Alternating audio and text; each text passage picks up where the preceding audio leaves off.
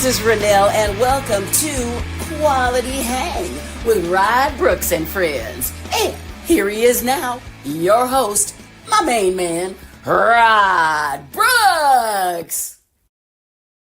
Thank you very much, Renelle. I am Rod Brooks, and welcome everyone to Quality Hang. And as always, I'm joined on this broadcasting adventure by my friend, my partner in crime, your friend as well. He is the co-host of Quality Hang. He is Marcus Osborne. What up, dog? How you doing? Salutations and greetings. It is cold. I love, yeah, yeah, but thank God we live in California. I love the I love the stark differences between how we are dressed. I'm dressed per usual, like an overgrown adolescent, and you are dressed age appropriately. You are dressed like a man of your age. You look professional. You look distinguished. I look. Not my choice. I feel like you have the best idea. You have the better idea. I have the worst circumstance. All right, you know what? I'll take that. Because I was about to say I look like a child in a treehouse, and you look like the adult. You know what this looks like? You look like the high school guidance counselor that's trying to tell me to get my shit together if I want to make something of myself. Right. Mr. Brooks, what do you want to do with your life? Oh, I don't know. I mean, is there anything I can do for a living where I just talk shit? Maybe talk some sports? I don't know. Is there something Mr. Osborne, you could think I could do for a living? I don't know. Not, you smoke crack, don't you? Kill yourself expeditiously. Go get a job at UPS. That's all you're good for. Well, indeed, we have both found careers that allow us to do exactly what we want to do, even if we have to wear a tie in the process. We get to talk sports, and we get to talk about anything we want to, and we get to do it with people that we enjoy and people that we enjoy doing it for. That, of course, being the Quality Hangers who get into the comments, and you guys just take it over, and we absolutely love that. Before we start the show in earnest, we start it as we always do with a giant show of gratitude and thanks to the presenting sponsor of Hop Monk of Quality Hang. That is the fine folks at Hop Monk Taverns, 3 locations to choose from: Sonoma, Sebastopol, and in Novato. And at all 3 locations, they all do the same great things. Fantastic food from a wildly diverse menu. There is something for everyone.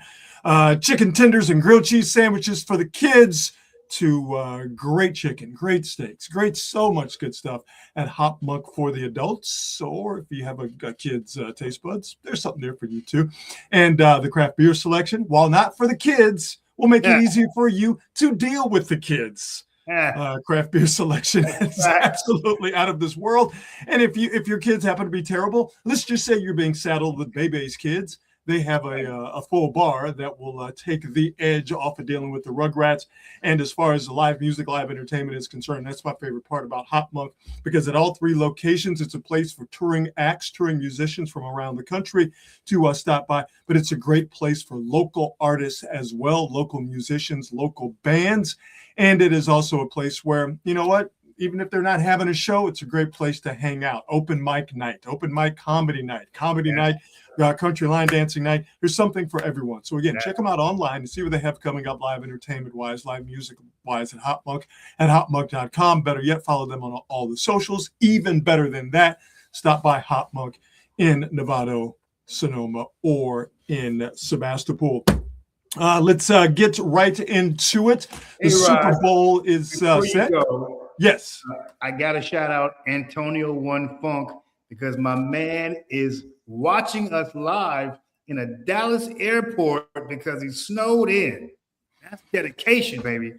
I cannot think of a worse place to be trapped than the entirety, the whole of the Dallas-Fort Worth Metroplex, being trapped in DFW Airport, which is the 9th circle of hell. See, people don't know this. Like they think like the airport in Denver is satanic. Google it if you don't know what I'm talking about. But see, that's to throw you off to the scent. The real house of Satan is DFW Airport. So, Antonio, I hate that you're stuck there because of the weather, but if we can help you get through it or at least ease the pain of being stuck in Dallas against one's will, then damn it, we're going to do this show for you, sir. My man said it's time for old fashioned. You know, old fashioned, right? There's nothing worse than being stuck in an airport. Absolutely nothing worse than being stuck. That's a big ass airport, man. Yeah, it's a giant airport. Houston is gigantic too. Yeah. Anytime you have to take a mode of transportation to get from one gate to another, that's the airport is huge. So yeah, Antonio, baby, we are here for you. We're going to do our best to entertain you. So we know the Super Bowl. And it is a particularly noxious Super Bowl, Marcus, for Niner fans, because not only are you dealing with the Seahawks getting back to the Super Bowl and your rival, the team that kept you from getting home field advantage throughout the playoffs, also knocked you out of the playoffs in the divisional round, bitter rivals. So not only are they back in the Super Bowl in your home place, they are playing a team that if they win the Super Bowl, will win the 7th Super Bowl for the franchise, that being the Patriots, and will put them ahead of the Niners. So it's a Super Bowl where Niner fans are not particularly thrilled about what's going on, but it is the Super Bowl nonetheless, the Patriots and the Seattle Seahawks. And we'll get to the games themselves, but it's the fourth down decision-making that got a lot of the pub. And I want to start with, Marcus, the AFC Championship game, because Sean Payton got a lot of grief, and grief that I don't necessarily think is unwarranted, that he should have kicked the field goal when it was 7-0. The Broncos had 4th and 1 at Denver's 14, or at New England's 14-yard line. 9 minutes, 27 seconds left. Notice that there's no snow on the ground. We had no idea what was coming, and maybe Sean Payton didn't even know what was coming. And that factored in, Marcus, into Sean Payton's decision to not kick the field goal. What did you have an issue with it? Do you think he should have kicked the field goal? And do you think that is ultimately the decision, along with the Broncos just not having anything offensively, and maybe the weather that we'll get to in a second? Do you think that field goal decision was the canary in the coal mine that let us know that the Broncos were in serious trouble losing that game? Yeah, I mean, it's difficult for me to have a whole lot of issue with it. I'm always the take the points guy, but I understand early in the game, you don't know what's coming.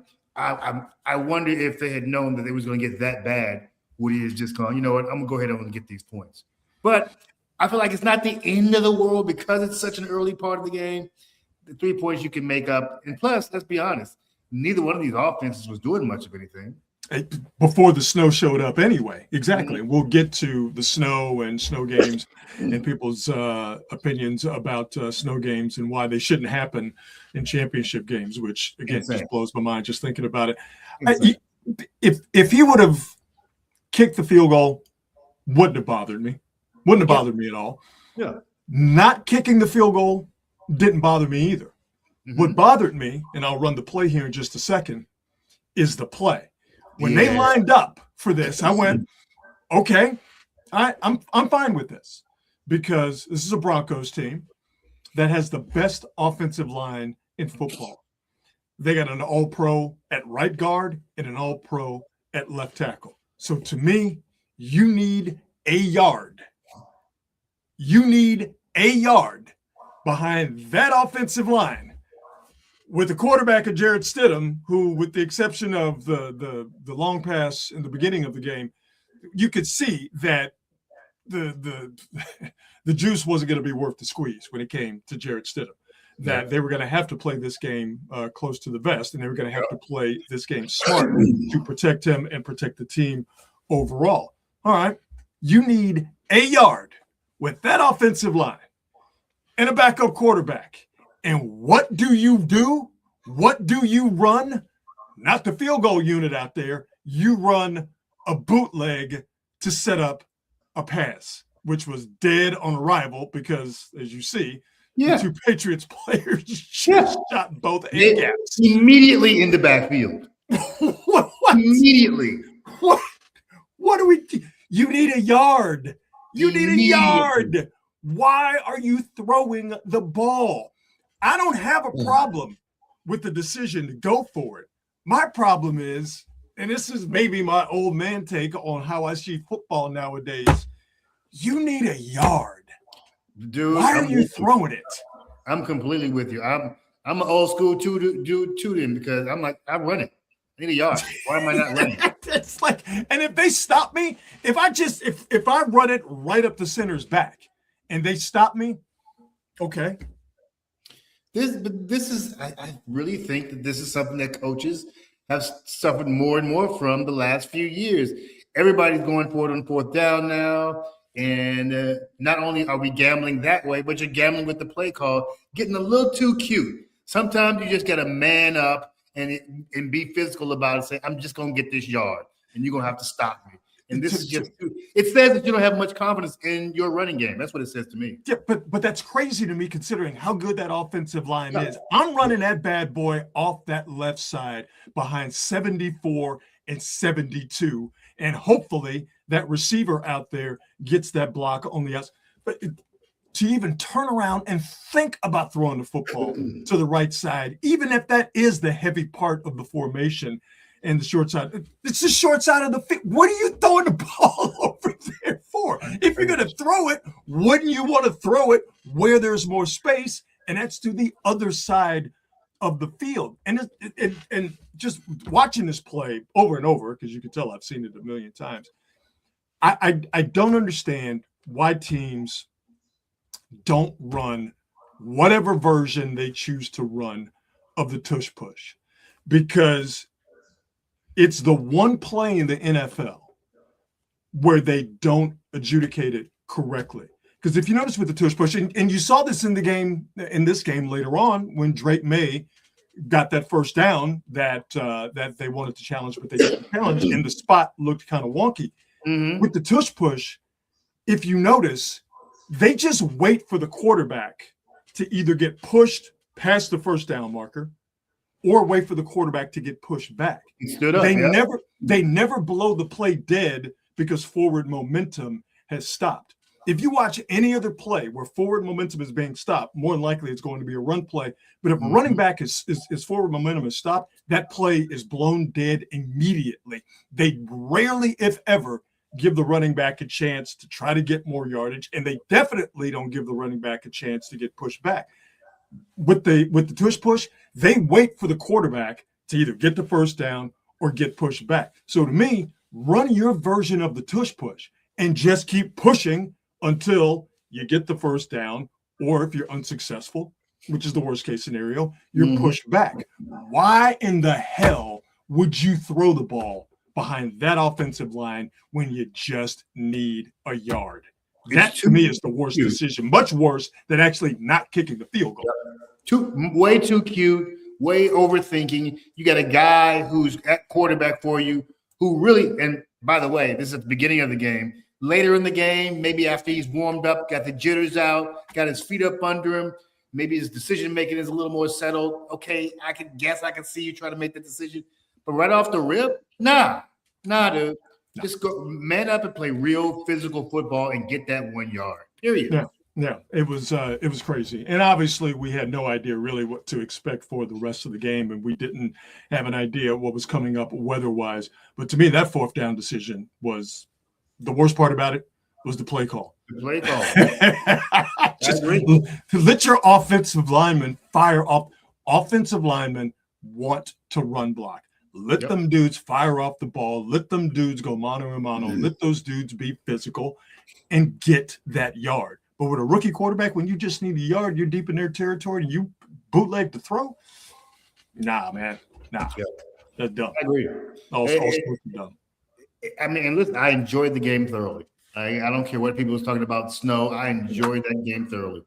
I love that defensive type of stuff. I love all that, man. Every single play could be the play. Yeah. Love No, absolutely loved it. What'd you think of the other fourth down decision Well, in the Rams Seattle game? that one is inexcusable. Sorry, that's just a dumb play. That is again, you're too smart for your own good. You fall in love with your reputation. Take your 3 points. You're down by 1, which means a field goal can win it for you, and you've got 4 minutes left. I know the defense hasn't been playing super great, but at least you give yourself a chance to win with a kick. Because where they ended yesterday, they actually would have had a chance to call some real plays to get a field goal. So Rams, they don't kick the field goal on 4th and 4 at Seattle 6. And I held up 3 fingers, as you were mentioning. They didn't kick the field goal, didn't get the first down. So they're down 31-27, which eventually ended up being the final score. But I held up 3 fingers because they had 4 minutes left and 3 timeouts. I mean, you kick the field goal, you make it 31-30 with those 3 times. Because here's the thing that drives me crazy about today's football discussion and how the lens we view football through now. It's as if we don't factor in or even understand the importance of defense. It's not just score. Right. At some point in time, you have to rely on your deep. You have to rely on them to. You got to trust them. Stop. And to me, this whole idea of, well, because it's an offensive game, and because I don't either particularly like defense or I don't trust defense, my entire worldview in terms of how I coach a game or how I manage a game is all going to be based on from an offensive point of view. Yep. And to me, that's short-sighted, because if you're the Rams, now this is all predicated on getting the ball back. But again, there's 2 units, 3 units, but 2 units, offense and defense. I have gotten us to within a field goal. I have gotten us to within a point. I'm going to need you guys, with 3 timeouts at our disposal, I'm going to need you guys to make a stop. Yep. I'm going to need you guys to make a stop. And to me, I would rather bank on that than 4th and 4 and running whatever the hell play that was. I think this idea of everything, every decision, particularly the 4th down decisions, if not exclusively the 4th down decisions, for all of those decisions to have to be made in the vacuum of it's just offense. Yep. We have to score because they're going to score. Yep. No. How about you score and you play some defense the way football has been played in the modern era for 45, 50 years. Right. And the worst part about that is they acted like they were guaranteed to get a touchdown if they had gotten that first down. Right. And it worked. You're not guaranteed anything. You were probably going to waste more time trying to get a touchdown if you did not. Probably you were going to waste more time trying to get a touchdown within 4 minutes. And if you don't get it, then you're still kicking a field goal, and now you don't have as much time. And either way, your defense is going to be on the field. And they're going to have to make a play. So take the points, be down by 1 and play defense, as opposed to being down by a touchdown, because you got to get a TD at this point. I just don't understand. Like every single metric in the book would say, kick the field goal right here. Yeah. But you will have people argue up and down that going for it was the right move to make. You'll never convince me otherwise. It is not me hating the way football is now coached, the way that people now look at football. To me, just from a common sense standpoint, I would rather be down. Ultimately, you want a touchdown. But if I can't get that, I would rather be down 1 with 4 minutes left, 3 timeouts. With a good kicker. Considering how bad Rams special teams, and I told you about Rams special teams, that was part of the reason why they lost the game. Which that's the irony of all ironies, is that the field goal kicking situation stabilized when they pulled that guy Harrison Mevis off the street, but he was drilling field goals in that game. In the game yesterday, I just don't understand how being down 1 with 4 minutes left and 3 timeouts is a terrible situation and one you should avoid at all costs. It just doesn't make any sense to me. Yep. Amen. I don't. I don't know how much he's thought about it. I really haven't heard him make any comments about it. Actually, I haven't heard people really talk about it as much as I've heard the Sean Payton thing discussed, which is really surprising.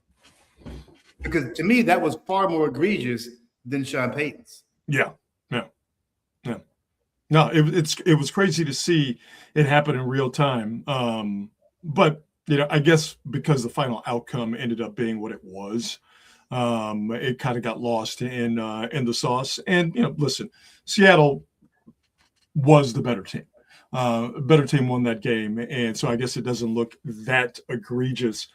People focus more on the Sean Payton situation because of what eventually happened in terms of the weather and how that game just completely and totally changed in terms of offensively. You weren't going to send any of that game tape before it snowed to the Hall of Fame. All right, let's keep it a buck. Nobody was looking at that going, that reminds me of the greatest show on turf. That is some of the best offensive football I've played. But once we got to the snow, the game changed, and I think the change, even though for a lot of people it might not have been aesthetically pleasing, because it did make it into a sort of a grinded out. It was a battle of will at the finish, and maybe a war of attrition. I kind of enjoyed that. I kind of enjoyed it. I absolutely enjoyed it. Of course you do, because that's football. It is a battle of wills. It is a battle of who's going to be tougher under these conditions. I love it. Right. I love it.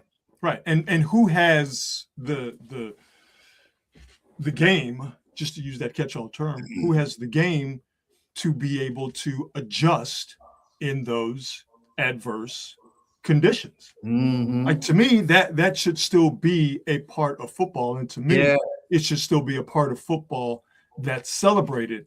But what is celebrated more than anything else is it's got to be points. Yeah. Points. And if you don't get points, then somehow, some way, it was a bad performance, or it was a bad football game, or it was a bad product, the word that people like to use now when talking about the NFL. When, to me, the snow coming in, making it, conditions-wise, two completely different games from the first half to the second half, from the first quarter, as you see on the screen, to the fourth quarter. It's like there's something about that to me makes it attractive, that you can have a game that can change because conditions change. Now, how do the human beings change and deal with the conditions that have changed? I like that. Me too. It ups the stakes. It ups the drama. Some of my all-time favorite games have been because they're snow games. No, I know one you didn't like. Yeah, I hated that one. My bad, dog. I didn't need to bring that up, brother. I'm sorry. No, but you know what? Even in hindsight, one of the things that makes that game so dramatic is the fact that it ended up in the snow. Yeah. I mean, these are amazing games. Listen. I watched the Raiders beat the Cleveland Browns in the snow, and they had to come back and win it. And then Mike Davis had to get an interception in the end zone. Like, I love the snow game. We had a playoff game in the snow last year. The Rams and the Eagles. I don't remember the score, but there were points scored. Listen, to me, Buffalo, good snow games. Yeah, absolutely. To me, the weather conditions, I think it affected decision making late in the game, because clearly Mike Vrabel was like, "I'll just give you guys the ball, knowing that y'all can't advance it." Mainly due to the fact that you have a backup quarterback that is playing like a backup quarterback. But to me, I just don't think the snow had that much effect on the offenses, because, again, we saw the offenses when there was no snow and when all the points were scored, and it wasn't all that great to begin with. It wasn't great at all. It's a psychological thing that makes these – one more added thing for these cats to think about. Yeah. One more psychological mind fuck for these guys to think about. And If we could play all the games in the snow, I would love it. Rain too. I love watching rain games. I know. Swampy. I love watching these incredible athletes deal with adverse conditions. I think at some point you have to find a way to appreciate these guys, not just using their physical gifts, but also using their mental gifts in terms of how do I deal with conditions that are not pristine. Yeah. And I think there's something to that. And I don't think there's anything better than seeing football played in the snow. You cannot get a better picture on your television screen than watching a football game played in snow. Oh, man, it's amazing. It's so beautiful. Cleveland games. I remember the New England game where the guy had to come out there with the convict on the snowplow. Yeah. The convict on the snowplow. And by the way, people are like, the conditions affected the game, and a championship and a trip to the Super Bowl should not be decided because of the weather, or the weather shouldn't be a factor. I just watched my football team, particularly the quarterback of my hometown football team and the offensive coordinator, completely looked like they were not ready for the snowy conditions in New England last week. Like the Texans and clearly C.J. Stroud, just simply not ready for those conditions. That's such a bold. Doesn't bother me at all that they were not as prepared as they should have been, and that possibly, if not completely, contributed to their loss. It doesn't bother me. It doesn't bother me at all. That's just part of football. Incredibly bogus argument to say that the snow shouldn't. Every single game they play is affected by the elements. Now, all of a sudden, you want to take that away. Why not just play it inside? Why not just play the championship games in neutral fields in domes? Well, I mean, understanding that social media is not real life, but there were more than a few people that bandied that idea. So dumb. Even if it didn't snow, they're playing a football game a mile above sea level. Yeah. You know what's one of the biggest factors? Yep. The altitude. Yep. I mean, Ryan Clark couldn't play because he was going to die if he played in Denver. At some point in time, we have to appreciate home field advantage. Right. And a lot of people, and really this has to do with gambling.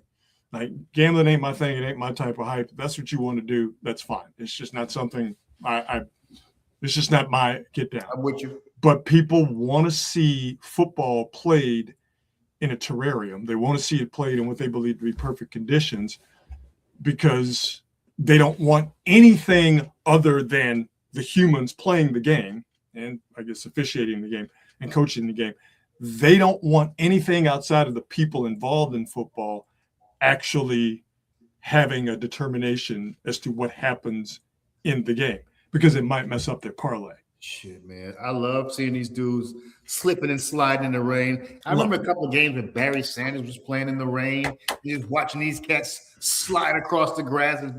Barry could play on any surface, by the way. But the fact that he was so good, even on a wet grass field, and still could make those cuts and make people fall, amazing. Yep. Amazing. And by the way, the owners, they want domes, not because of your comfort, not because they want football played in perfect conditions. The owners want domes. They want retractable roof stadiums so they can host Super Bowls, so they can host Final Fours, so they can host UFC events, and WWE or whatever the wrestling events are called. That's what they want the domes for. Because if they cared about actual player performance and game performance, the field conditions at certain places will be a lot better than it is. There'd be no turf anywhere. Miss me with that nonsense. They want these domes and retractable roof stadiums so they can host concerts and all that kind of stuff. So yeah, give me snow games. Snow games every day. Every day, all damn day. We have 2 weeks to talk about the Super Bowl, so I don't think we need to give our pick just yet. Yeah. We'll refrain. Plus, somebody's going to do something stupid. I don't think anybody's going to do anything stupider than old boy with the Falcons. What was his name? Eugene Robinson. The preacher. Got hooked Mr. up. Clean. Got caught with a hoe. Got caught in the mix with the lady of the evening. That's so funny, dude. That was the irony of all that was that this was all year long. Was he like Man of the Year or something? I'm just about to say, I think he won the Man of the Year award. Yeah. Mr. Squeaky Clean, God Squad, Preacher Man. Well, you know what they say. Those are the ones you always got to watch out for. Hey, he caught that New Orleans flu that night, boy. We've all been there. I mean, not the night before Super Bowl, but we have all been there. Quick Warriors update. Warriors second of a back-to-back against the Minnesota Timberwolves. No Steph. No Draymond because, well, no Steph. And nobody. No Steph, Al Horford. No Butler. No Butler. No Jonathan Kuminga, and no chance to win this basketball game, even without Anthony Edwards. 8 minutes and change left to go in the game. Minnesota. This is your future, 91. Warrior fans. The Warriors 63. This is your future. It's So, by the way, I watched some of that game, and it was ugly. And you know what? The game yesterday or tonight? Tonight. Oh yeah, I'm watching it right now. Yes, it's ugly. One of the things I noticed immediately, and this is how you can tell that Steve Kerr didn't give a rat's ass about this game. These dudes were just like no passing. Pat Spencer was acting like he was Kobe Bryant out there, just chucking. And then Brandon Podzinski, he was just chucking. Everybody's like, this is my time to shine. Well, I mean, who are you going to pass it to? I mean, you know what? You'll probably give yourself a better shot at winning or competing if you're moving the ball. But you going up against – I watched these, you're like, this is terrible. I don't disagree with that. Yes, sharing is caring. Passing the ball is always the wise thing to do. But, I mean, in this instance, there's a nice pass right there. Well, and I say that because it's so far outside of what the system is. That's what it is for me. Well, I mean, but the system is Steph. System is Steph. That's facts. So, woo! Get ready for it, Warrior fans. This is coming. The system ain't there. Get them shots up, baby.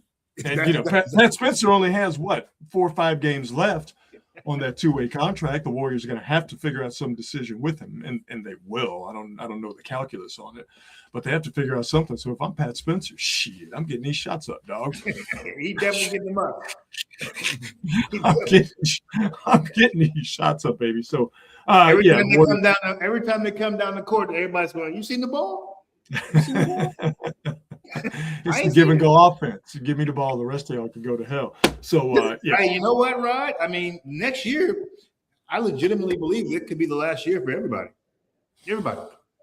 Everybody. I think it could be the last year for everybody. Draymond, Steve Kerr, Butler. And if that happens, Steph's already said he don't want to rebuild nowhere. This is just my opinion. If Steve Kerr's not there, he ain't gonna want to play for no other coach. This is my opinion. I think this is Steve Kerr's last year. I think Steph, because he is still playing at I'd say he's playing at a high level. I was gonna couch it there for a second, but no, Steph's playing at a high level because he is playing at a high level and he's healthy. I could see him doing a couple of more years. I think Steph's insistence that he plays for Steve Kerr, I think it's real, it's genuine, but I think a lot of that, that type of statement is based on don't fire him. You know what I mean? Firing him for whatever reason because he and the front office are not getting along. That would let Steve go out on his own terms. And if we have to make a decision on another coach based off of Steve saying, I don't want to be the coach anymore for whatever reason, then we can go in a different direction as far as getting another coach.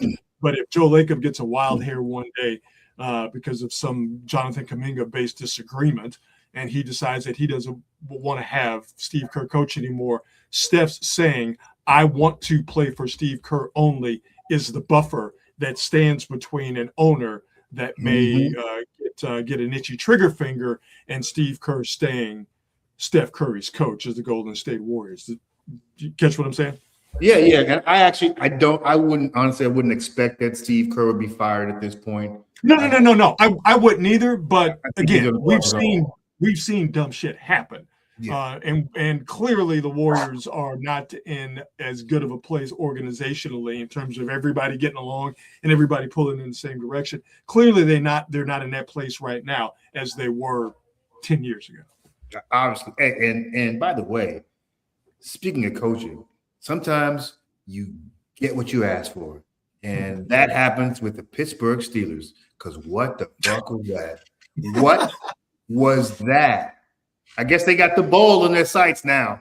Like, I don't even know what they're doing over there. Well, Mike McCarthy's from Pittsburgh. And I think it seemed to me that the Steelers kind of got caught off guard with Mike Tomlin saying he's leaving. And because they got caught off guard with that and all of those other jobs opening, and the Steelers being a very conservative organization, and you know they're not going to go out and make a splashy hire. They were going to go out and get Mike McDaniels, from Miami, who's now with Jim Harbaugh and the Chargers. The Steelers are not going to go out and get a young, hot offensive coordinator. They ain't going to get Clint Kubiak. You know what I mean? No. They like defensive guys anyway. But Mike McCarthy's an offensive guy. What's so weird? Right. Well, I think McCarthy being from Pittsburgh had a lot to do with it. I think the Steelers kind of getting caught off guard had a lot to do with it. Say 33% McCarthy being from Pittsburgh, 33% getting caught off guard. And McCarthy having sort of a winning background. I mean, he did win a Super Bowl, but he also got fired from Green Bay and he got fired from Dallas. The Steelers just being a very conservative organization, when you really think about it, it makes sense that they would do something that is the equivalent of oatmeal without any sugar. Yeah, it gets the job done, but it don't taste good. It's like it's a name they know. It's a name Steeler fans know. It's a name that has some cachet, and you could sell it as, well, McCarthy and Rodgers, they had that magic one time many years ago. Maybe with Rodgers' last ride, if he comes back. He's 20 years older now. That's the other part. No, I'm right there with you. I'm just trying to sort of present the lens in which a very conservative Steelers organization would see Mike McCarthy making sense in today's NFL. And if you're the Steelers and you've always been very conservative with your decision making, not just coaches, but how conservative they are with free agency, how conservative they are with paying, their own players, how conservative they are with guys that they draft. When you look at it through that lens, it's still, I don't think it's a good hire, but it's a hire that makes sense for the Pittsburgh Steelers. You know what I mean? Just because they ain't gonna hire some hot young offensive coordinator. They're just not. I see this as them going, you know what? This is a bridge hire. He's 62 years old. He's not going to coach for 10, 15 years. I can't see him getting into his 70s. If they got 8 to 10 years out of Mike McCarthy, the Steelers would be. They don't do bridge hires. This is not a 35-year-old. This is so abnormal for the Steelers. All of it is. That's what I'm like. Oh yeah, because it's a completely different world now. Yeah, sure. But 62-year-old coach, 42-year-old quarterback. I see him 4 years max, and then he's gone. 4 years, he's gone. But see, they're gonna fire him at 67. but they don't fire anybody. They don't, but they may have to. And again, Everything from here on out that the Steelers do is completely outside of what they've ever done. So nothing and no decision they make it would stun me greatly if the Pittsburgh Steelers, who have not fired a coach since 1969, fired a coach. Yeah, but they also never hired a coach this old. That's a good point. All those guys got hired in their early 30s, and they coached for 20 years. That's a damn good point. That's a damn good point. He ain't coaching till he's 80, right? I could see him coaching 8 to 10 years. No, he's not going to coach till he's 80. He's not going to coach till he's 75. But I could see him getting in a good 8 to 10 years. He would. Well, and they can kiss those non-losing seasons goodbye. Maybe. I don't know. Maybe. I don't know. Depends on who the quarterback is for sure. Moving on to non-sports related topics. He's back, Marcus. Who that? Kanye West is back. Or at least he wants to come back. Kanye West has penned in, he hopes you believe it to be anyway, a sincere apology for his past behaviors. As you can see, there's a lot of words here.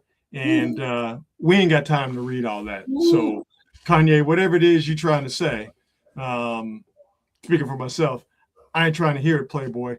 Couple of things here. Kanye West paid for this apology for it to run, Marcus, in the Wall Street Journal. Yeah, that's hilarious. So that makes a lot of sense. And also, the answer to your question and the question of our viewers is yes, Kanye West does have a new album that is scheduled to come out here in the not too distant future. So that's why we have gotten this lengthy apology that is headlined with "To Those I've Hurt." Sorry, buddy. Ain't buying it. You made a lot of noise. I mean, he literally blew up his life the past 7 to 8 years. So, I mean, bro, I don't know if there's any coming back from the bridges you burned. Get right with Jay-Z and Beyonce, bro. You're right.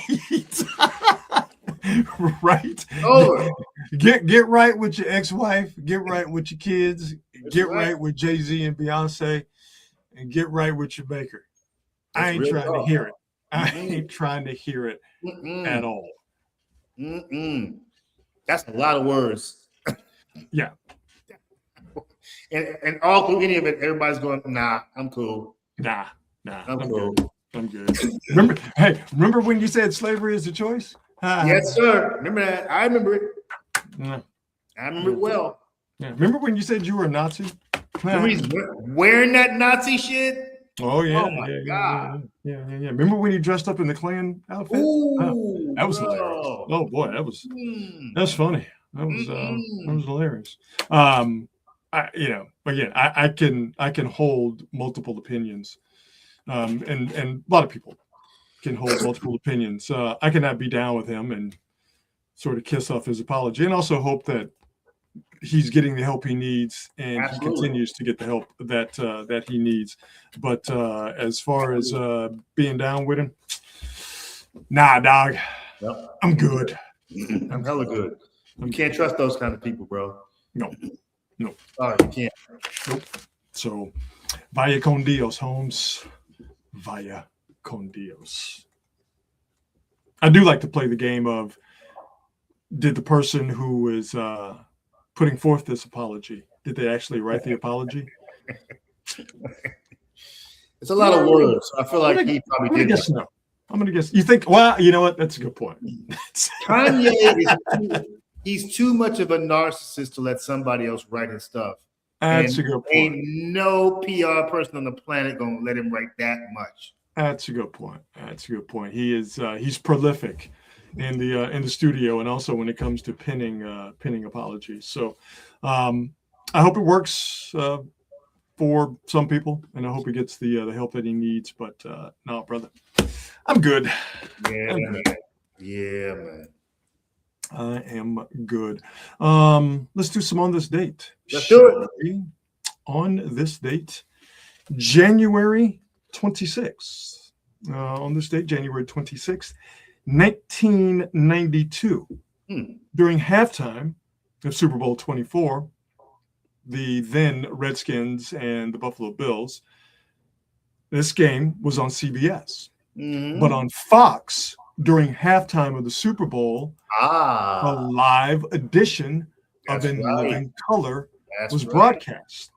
And this is a significant moment in television history. Yeah. Because so many people flipped over to Fox to watch a live halftime edition of In Living Color, flipped from CBS to Fox. So many people did that the next year, the halftime entertainment, well, let me start here. The halftime entertainment for this game, it was in Minneapolis at the old Metrodome, as I mentioned. It was Washington, Buffalo, Super Bowl 24. The halftime entertainment for that show was Winter Magic, a salute to the then upcoming 1992 Winter Olympics. Gloria Stefan was there. Members of the 1980 Olympic hockey team was there. I think Dorothy Hamill was there.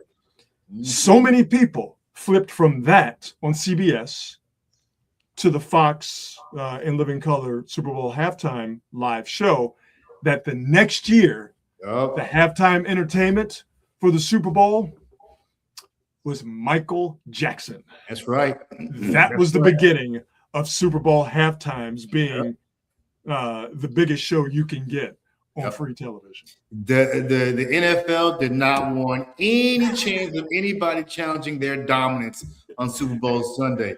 And the networks, by the way, who had paid millions of dollars and for the rights to broadcast Super Bowls, and those companies who paid those networks millions of dollars for their commercials to be seen during halftime of the Super Bowl, they said, we can never, ever have this happen again. And how did that sea change happen that quickly? Because they broadcast In Living Color live at halftime on Fox. Yep. They somebody found a weakness in that NFL armor, and they exploited it. And that was that. Like, we not. That was that. This ain't happening no more. MJ, get MJ on the phone. But I love the panic that set in the NFL, and and I forget who had the Super Bowl that next year. It wasn't CBS. It was probably NBC. I think it was NBC. Yeah. That the panic that went through the NFL and went through NBC when they saw what happened to CBS and what Fox was able to do with the live broadcast of In Living Color on this day back in 1992. The panic of just like, we got to do something about it. We got to get somebody to make them a genuine. What do we do? And somebody was like, how about we get Michael Jackson? Damn it, get Michael Jackson on the phone and give him however much. Because at that time, Michael Jackson was still the biggest entertainer and the most popular person on the planet Earth. And for the NFL to be panicked that much to where they say, we got to have Michael Jackson do the halftime show, the very next Super Bowl tells you how big it was for this live halftime edition of In Living Color broadcast on Fox on this day, how big of a deal it was for that to happen, and how it changed the Super Bowl and how it changed entertainment in this country forever. It's crazy.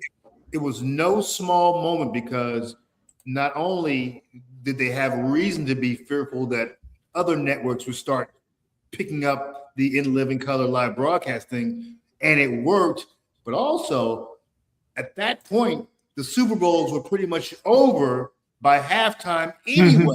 So it was much easier to peel away the audience at halftime. So this is a really pivotal moment in the history of the NFL. Huge. Absolutely. On this date, 1992, In Living Color's live Super Bowl halftime show on Fox stole a massive audience away from Super Bowl 24 on CBS, and it changed television history and definitely changed Super Bowl halftimes forever. Now you have people tuning in specifically for the halftime just for the halftime show. Exactly. Speaking of Super Bowls, on this day, January 26th, we've had a handful of Super Bowls take place. As I mentioned, Washington, Buffalo on this date in 1992. New England and Chicago, Super Bowl 20. The great 85 Bears team beating the Patriots. Was it 46-10? I forget the exact score, but beating the pants off the Patriots. And Super Bowl 31 took place on this date, January 26th, New England, Green Bay. That Bears team? Yes. You remember the one loss they took that year? It was to the Dolphins on Monday night. Yeah. And so weirdly that this comes up because I watched that today. You did? I watched it today. So it's so weird this comes up. And I realized, because I don't know why I was thinking, well, because the Dolphins had a shitty defense and they were prolific scorers and Dan Marino was at the peak of his power, but they were eating quarterbacks up. And I'm like, well, why did they win that game? And I went back and watched it, and they did something that I don't think anybody else that year did. They moved the pocket. Yeah. Well, because Dan Marino, he wasn't, but he was such a statue, but they moved that pocket around. He was rolling out on almost every play. Because he would have gotten killed. Yeah. And that bought him time to get the ball. He wasn't taking small chunks. He was gashing them. No, he was putting that thing on him. He was pushing that bad boy down the field. Absolutely. Nate Moore. Oh, Nat Moore, yeah. Nat Moore. That dude, he was killing them. Yep. So we had Super Bowl 20 on this day, Super Bowl 24 on this day, and Super Bowl 31, Patriots versus the Packers on this day. Also on this day, we had Super Bowl 37. Super Bowl 37 between Marcus's then Oakland Raiders and the Tampa Bay Buccaneers. Not a good memory. I watched, not a good memory, but I've forgotten how this game started. I'd forgotten about Charles Woodson's interception that eventually got the Raiders a field goal.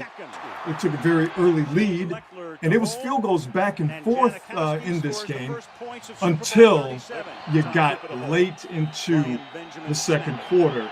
And because Bill Callahan decided not to change things for the Raiders offense, as you can see, they were getting to Rich Gannon because they were whooping the offensive line. And Rich Gannon threw 5 interceptions. Couple of pick sixes too, right? He threw 3 pick sixes in this game. It's got to be a record. I don't think anybody's getting that record anytime soon. No. So 5 interceptions, 3 pick sixes. This was the last Super Bowl to be played in San Diego. And this is also the last Super Bowl to be played in January. Oh. Yeah. And also, as I'll stop the video here for a second. Also, I was a young sideline reporter for the Oakland Raiders at that Super Bowl. Look at that young, handsome devil right there. Look at that kid. I was the sideline reporter. They hated Callahan too, didn't they? Yes, after. And then they really hated him when he called them the dumbest team in America the next year. And that was when Larry Robbins got caught up and that screwed him. Yeah, so the 2 things, 3 things. More than likely the Raiders are going to lose that game, even if Bill Callahan changed some calls and did some things differently offensively. Because for folks who don't know, John Gruden, former Raider coach, ended up at Tampa. Did they trade him? Yes, they traded him. Al Davis traded him to Tampa. Yep. They go to the Super Bowl, and he goes to the Super Bowl next year with Tony Dungy's team, defense. They go to the Super Bowl next year. Bill Callahan is the coach for the Raiders, and in his infinite wisdom, he doesn't change calls. He doesn't change anything about the offense. It's basically the offense that John Gruden had intimate knowledge of. So not only because of John Gruden's understanding of what the Raiders were doing offensively was that going to be an issue, that Tampa defense, pardon me, is one of the greatest defenses of all time. Okay? So even if they didn't have any intimate understanding and knowledge of the Raiders offensively, Derek Brooks, Hall of Famer, is on that team. Warren Sapp, Hall of Famer, is on that team. John Lynch, Hall of Famer, is on that team. So the Raiders were doomed anyway, just because of the defense that they were seeing. Add in the Barrett Robbins situation. Oh. And yeah, Barrett Robbins was he was having issues. Had a manic episode, took off to Tijuana, and was unable to play. Barrett Robbins was the center. And watching this game and watching these highlights, you notice how much of the pressure that Rich Gannon gets, how much of that pressure comes where? Up the middle. And so the Raiders were doomed in this game from the beginning. Now, as you can see here in this clip that we're showing, the Raiders were able to make it somewhat interesting, but the sacks, the 5 interceptions, the 3 pick sixes, and Tampa not only knowing what the Raiders were going to do, but having one of the greatest defenses of all time at their disposal. You see here, the Raiders are down 34-9. A block punt, gets them a touchdown to make it a little bit closer, but there was no chance of them actually ever winning this game. By that time, it was done. The Raiders were really done from the beginning if you just look at the fact as to who they were playing, and also they knew exactly what the Raiders were doing right when the Raiders were going to do it, or even before. Yeah, I definitely think that was the key, the offense and playing that defense, because you didn't even give yourself a chance. Yeah. And because the crazy thing is, that wasn't a good offensive team. Oh, it was terrible. They were good. So you would at least give yourself a shot if you had done some things differently. I honestly can't believe that they not only didn't change that, but I don't think they changed. I don't think they prepared specifically for that Tampa Bay offense in the way that even if you don't think they're good, you still have to put together a game plan that says this is how we're going to stop. It just doesn't seem like they were prepared at all. Yeah, it was a bad matchup for the Raiders to begin with, and then external factors out of the control of the players made it an even worse situation. So the Raiders lose it 48-21. Raiders losing Super Bowl 37 on this date, January the 26th. There you go. Last Super Bowl in San Diego, as I mentioned, and last Super Bowl in January. So, yeah. And by the way, Sting and what's her name? Old girl from No Doubt. Now she's got black. Yes, Sting and Gwen Stefani were the halftime acts for. Oh, wow. Yeah, and why do I think Shania Twain was there? I don't know why Shania Twain is popping into my head. I don't think she's ever done a Super Bowl. You know what? I'll see if I can look it up. But I don't know why. I don't know. I feel like Shania Twain was there, but I definitely know that Sting and Gwen Stefani were the halftime entertainment for this Super Bowl on this date, January 26th. So there you go. And one last on this date for the fine peoples out there, and it's a sad one. On this date in 2020, Kobe Bryant and his daughter Gigi and 7 others, died in a helicopter crash on this date in 2020. And that's one of those where you remember where you were when you got the news, and you were just like, just a crazy year, because really, like Kobe went down, and then a month and a half, 2 months later, the entire world was shut down. It's just a weird period, man. Yeah. Never forget that. Yeah. Sad. So yeah, on this date, 6 years ago, Kobe Bryant, his daughter Gianna, and 7 others passed away in a tragic helicopter crash outside of Orange County. They were on their way to a basketball practice. It was a foggy morning, and that contributed to that unfortunate event that touched everybody. And I think Marcus, I think it still leaves a scar in the NBA because Kobe was supposed to be the OG that kept everything in line. Yeah. You know what I mean? He was supposed to do what Mike was doing and maybe do it, a little bit extra, do it like Kobe, do it, with his sauce and his personality. And a lot of guys were looking forward to having his mentorship and just kind of having him be the guy that keeps everybody on the straight and narrow. You know what I mean?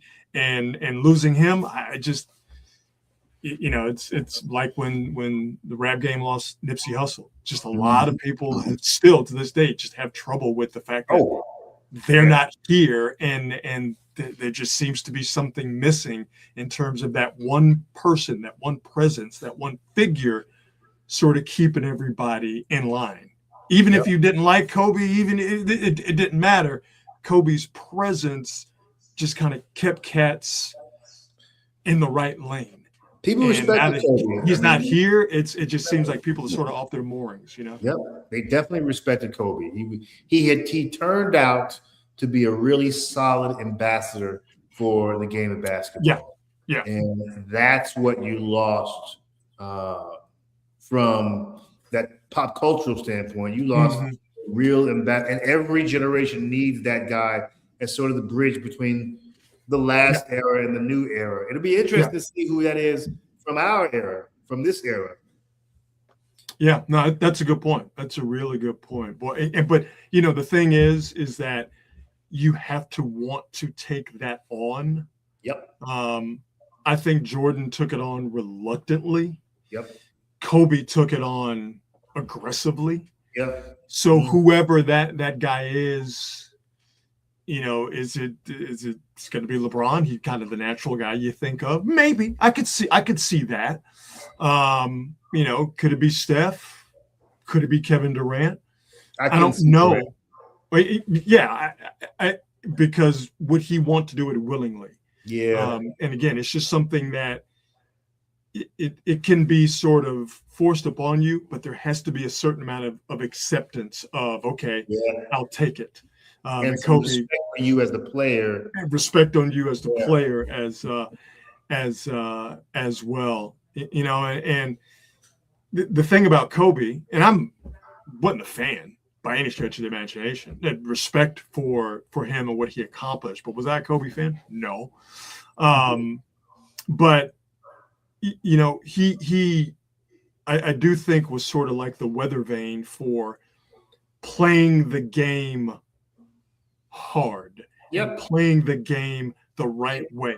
Not cheating the game. Not bullshitting. You know what I mean? Not just playing it with a certain amount of intensity and respect for the game. And he couldn't have played with James Harden. Like, they would have fought.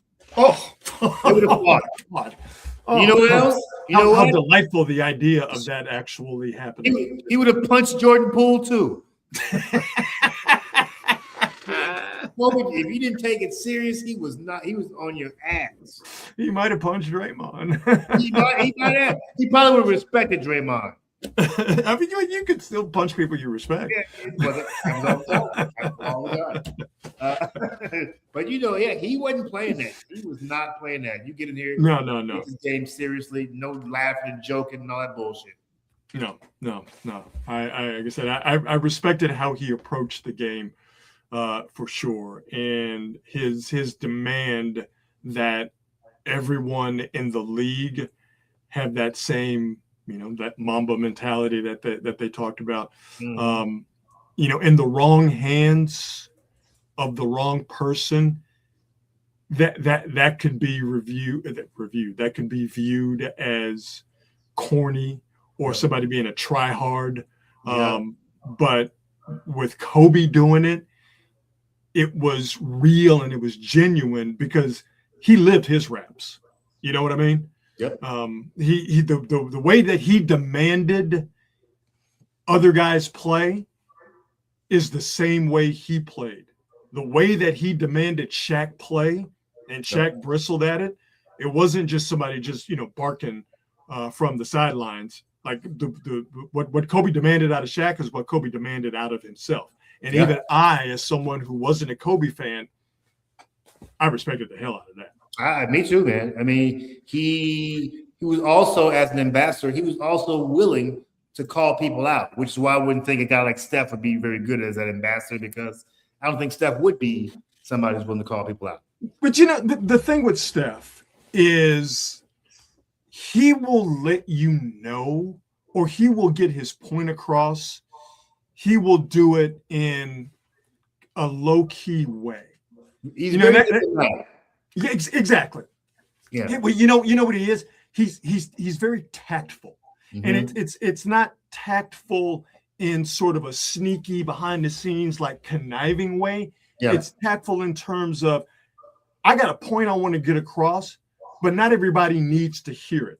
If I got something I want to say to someone about a certain situation or about what that certain someone is doing, then I'm going to say it to that someone. And I think it expands to a larger point about Steph and the Warriors and where they are right now. It drives me crazy that people think that Steph is some shy, wilting flower that needs to be protected, and he needs everyone's support because he's just too nice of a guy to say anything about a situation, and particularly the situation with the Warriors. If anybody out there thinks that Steph, as a grown man who is one of the greatest basketball players of all time, if you don't think that guy has the wherewithal and the stones to advocate for himself and what he wants and what he thinks is best for his career, then you are out of your fucking mind. Steph Curry is a grown-ass man. And this idea that he just allows himself to be run over by an incompetent owner and an incompetent front office and an incompetent coach and a crazy person in Draymond Green and even his wife. If you are under the impression that this grown-ass man who has made himself into one of the greatest basketball players of all time is some wilting flower, some shrinking violet, that's your personality flaw. I think you understand that, and I think I understand that. Like, nothing is happening with this team now without Steph Curry. That he does not have intimate knowledge of and uber amounts of input on. Trust me, if Steph Curry thought that Jonathan Kuminga should be starting, he'd probably be starting. And remember a couple of years ago, that Sacramento series, when the word snuck out that Steph Curry said to anybody, because I think Kuminga was kind of pissed that he wasn't playing, and he said, "Listen, anybody who's not on this, who's not aboard this train, they got to get on this bus so they can stay here." That's the most you will get out of Steph publicly in terms of doing a Kobe and saying, if you ain't down with the cause, then fuck you. Yeah, that's his, but that's his personality. Mm-hmm. That does not mean that he has a docile personality or he is soft or he is soft spoken. Trust me when I tell you this. And again, I know. Okay. All right, I've talked to enough people. I know him enough. We ain't sharing Christmas cards, but I know him enough. He's not a mark out there. He ain't a mark. He ain't nobody mark out there. So you can root for Steph. You can want the best for Steph, but please, dead this idea that Steph is some babe that needs to be protected, and he needs everyone to advocate for him because he's just too nice of a guy to say that he's just too nice of a guy to demand certain things that would enhance his ability to win and would enhance his career. Facts. He's doing it. Yes. Trust me. Yeah. He doesn't need your help. All right. He ain't Kobe, but he doesn't need your help. So, all right. So there you go. On this date, January the 26th, the live edition of In Living Color happened during Super Bowl 24 on CBS. Millions of viewers switched to Fox, and that changed Super Bowl halftime shows and Super Bowl broadcasts forever. On this date in 2003, Raiders lost Super Bowl 37, 41-28 to the Tampa Bay Buccaneers. Last Super Bowl to be played in San Diego, last Super Bowl to be played in January, and the first Super Bowl I covered. And on this date in 2020, Kobe Bryant, his daughter Gigi, and 7 others perished in a tragic helicopter crash. So there you go on this date. Best thing I've seen today is how we always end Quality Hangs. I see something on the internet and it's the best thing I've seen today. And I show it to you in hopes that it will be the best thing that you will have seen today. You guys remember Schoolhouse Rock? Of course. Schoolhouse Rock, right? Of course. Great, right? Schoolhouse Rock is the reason I know the preamble to the Constitution. Oh, yeah. Schoolhouse Rock is also the reason that I can only sing the preamble to the Constitution because that's how I learned it from Schoolhouse Rock. Yeah. And Schoolhouse Rock, it was the music, the visuals, because we were kids, the visuals, the cartoons, that's what drew us to it.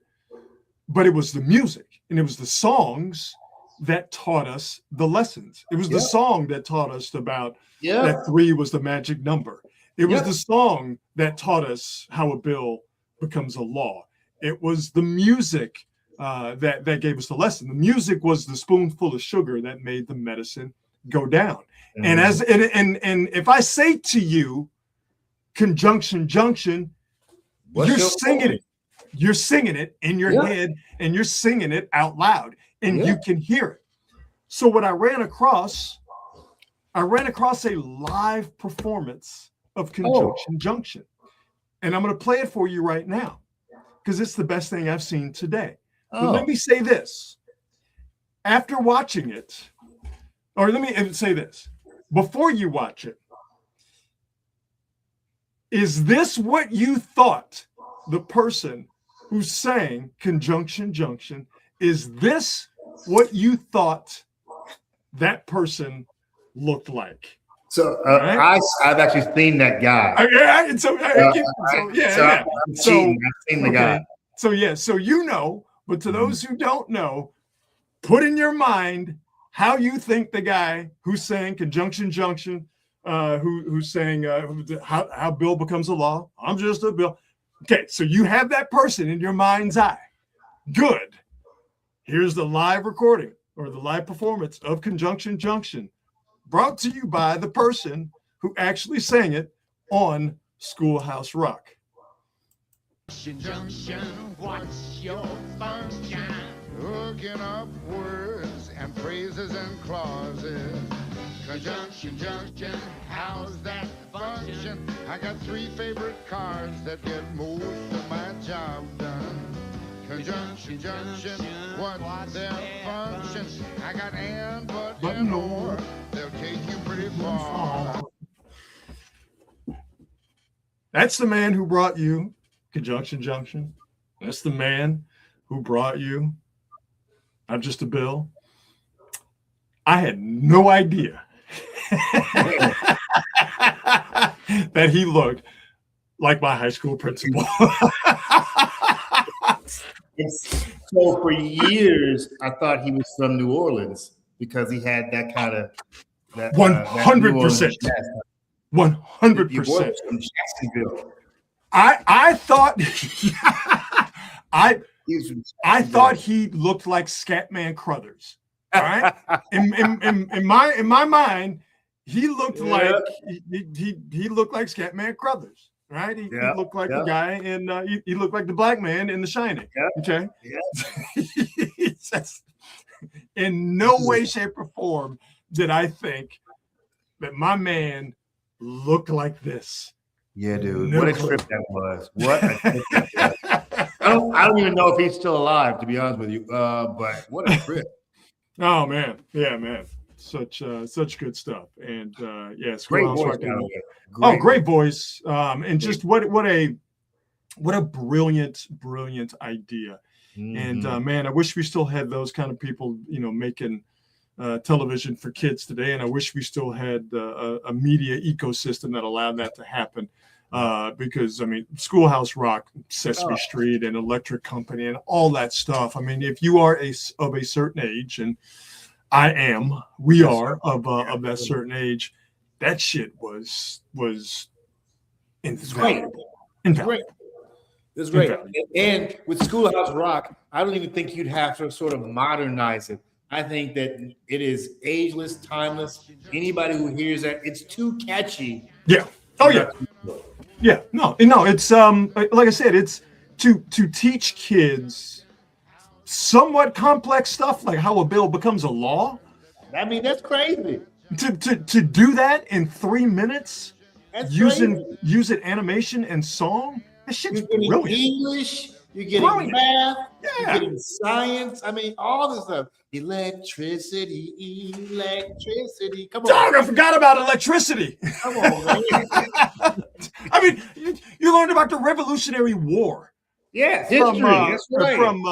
From Schoolhouse Rock. Yeah, that's man. Right. Look like it's going to be a free country. Oh, come on, dude. Come on. See, what? You know what? Now I gotta watch some Schoolhouse Rock. What? Rod Brooks, I bought the CD for Schoolhouse Rock. Oh, I'm sure I have it somewhere. Gave it to my girls. Yeah, man. Yeah, man. Oh. Such good stuff. And so this is the version of when folks find out that Bobby Caldwell is a white guy. it's what? Finding out that the Conjunction Junction guy is a white guy from Jacksonville and not a brother from New Orleans. Oh, a noun is a person, place, or thing, and a white dude. That is the best thing that I've seen today. Yeah. And hopefully that is the best thing that you have seen today. That's actually great. That's great, right? With all the bullshit going on in the world, that's a sweet reminder how good things can be. I love it. Oh man, man, that's some true shit right there, my brother. That is some true shit. Let's get on out of here so everyone can enjoy their evening. Thanks to the fine folks at Hop Monk Taverns for their sponsorship, for their support. 3 locations to choose from: Sonoma, Sebastopol, and in Novato.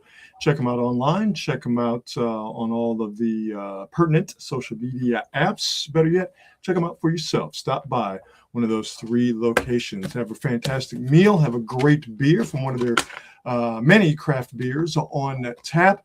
And there's something entertainment-wise, I'm sure, at Hop Mug that will definitely tickle your fancy, whatever your fancy may be. All right, my brother, how about we do this again on Thursday? What do you say? Let's do it, baby. Let's do it. All right, my man, and all the quality hangers. We will see you on Thursday. Enjoy your evening.